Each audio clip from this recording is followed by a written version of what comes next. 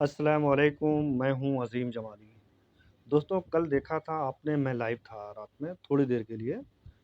Live में इसलिए हुआ क्योंकि बारिश हो रही थी और रोड के किनारे में था तो वहाँ बस स्टॉप था तो बस स्टॉप पे मैं रुक गया। तो वहाँ मैं बैठा था तो वहाँ 4 दोस्त थे, 4 और चारों दोस्त क्या कर रहे थे मैं आगे वीडियो में बताऊँगा आपको और दिखाऊँगा भी कि वो लोग क्या कर रहे थे। ये भी मैं आपको दिखाऊँ क्योंकि क्योंकि मैंने उन लोगों का वीडियो शूट किया है। दोस्तों जैसे हमारा मुल्क भारत है, हम अपने मुल्क भारत में देखते हैं कि कहीं छोटी मार्केट है, जैसे हम अपने इलाके में आस-पास कहीं देखते हैं छोटी मार्केट है और वहाँ शराब की दुकान होती है और शाम का जब वक़्त होता है तो वहाँ ऐसा लगता है इतनी भीड़ जमा होती है, ऐसा लगता है जैसे मेला लगा हुआ है उस शराब की दुकान पर। दोस्तों हम सब देखते हैं कि जो शराब होती है, जो लोग पीते हैं, उसके बहुत उनके ऊपर इफ़ेक्ट पड़ता है। जैसे अगर उन्होंने शराब पी ली तो वो खुद को कंट्रोल नहीं कर पाते हैं। वो उनको उनके पास ये पावर ख़त्म हो जाता है, बहुत कम पावर होता है कि वो खुद को कंट्रोल कर लें। वो अनाप-शनाप दुनिया भर की बातें बकने लगते हैं। चलते हैं तो लड़खड़ा कर चलते हैं। ऐसा हम ऐसा हम सब देखते हैं। दोस्तों मैं एक स्टोरी स्टोरी नहीं ये हकीकत है, मेरे सामने इसका गुज़र हुआ है। मैं जो यहाँ मैंने बस स्टैंड पे जो मैंने वीडियो बनाया उसको तो मैं आगे दिखाऊँगा आपको। लेकिन मैं आपको नहीं ये बता रहा हूँ, ये एक हकीकत है। मैं एक बार आज़मगढ़ के ब्लॉक मोहम्मदपुर में दवा लेने गया और ये हकीकत बात है, मैं उस टाइम मैंने बात की थी, मैंने वीडियो बनाया था। लेकिन मुझे अक्सर वो बात मेरे दिमाग में रहती है तो मैं आज फिर उस बातों को बताना चाहता हूँ आपको। जब मैं वहाँ दवा लेने गया तो मैं डॉक्टर के चैम्बर जो होता है उसमें बैठा हुआ था और वहाँ बैठकर जो है मैं दवा लेने का मैं इंतज़ार कर रहा था मेरा नंबर आ जाए, मैं दवा लेकर यहाँ से फिर चलूँगा। तो मैं अभी बैठा ही था कि एक बूढ़ी-सी औरत जिसको चलने में भी बहुत दुश्वारी होती थी, वो आती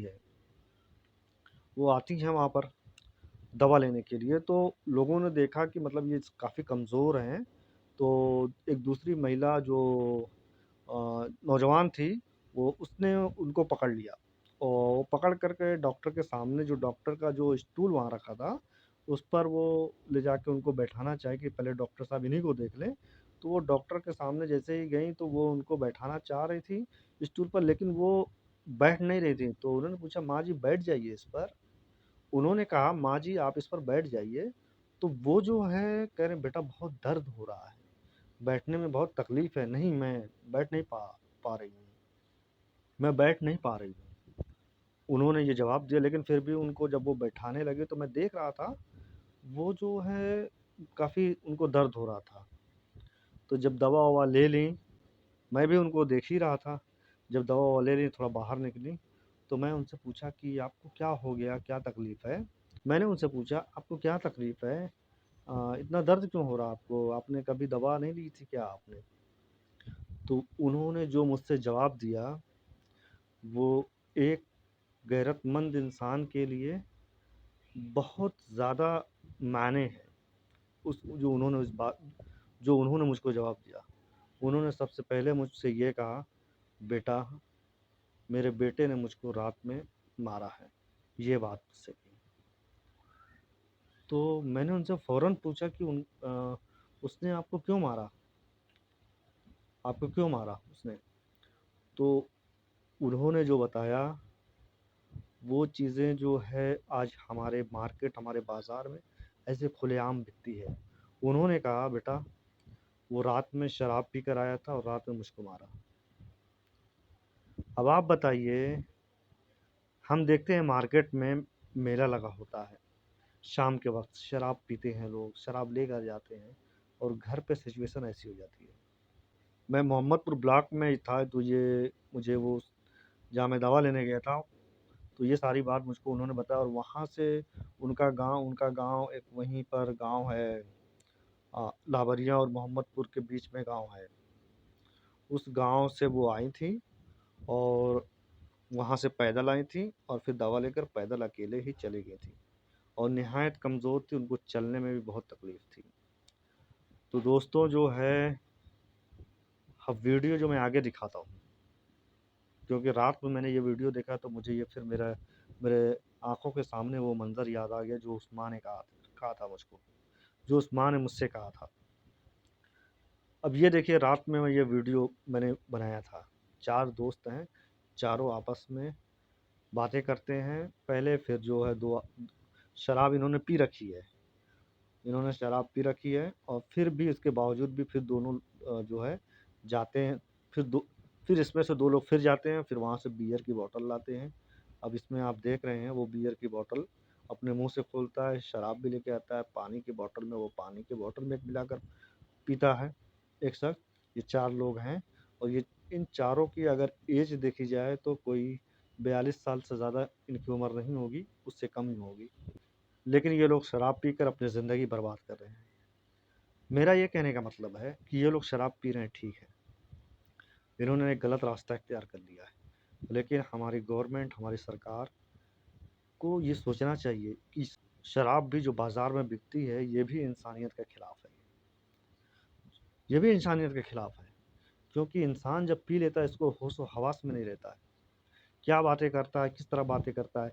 आप देखिए इस वीडियो में, ये आदमी कितना हाथ फेंक-फेंक कर बातें कर रहा है, इसको कुछ पता नहीं कि मैं क्या बोल रहा हूँ, बक रहा है। मुझे इस पे तरस भी आती थी, हँसी भी आती थी। मुझको हँसी इसलिए आती थी कि जो ये हरकत कर रहा था शराब पीने के बाद।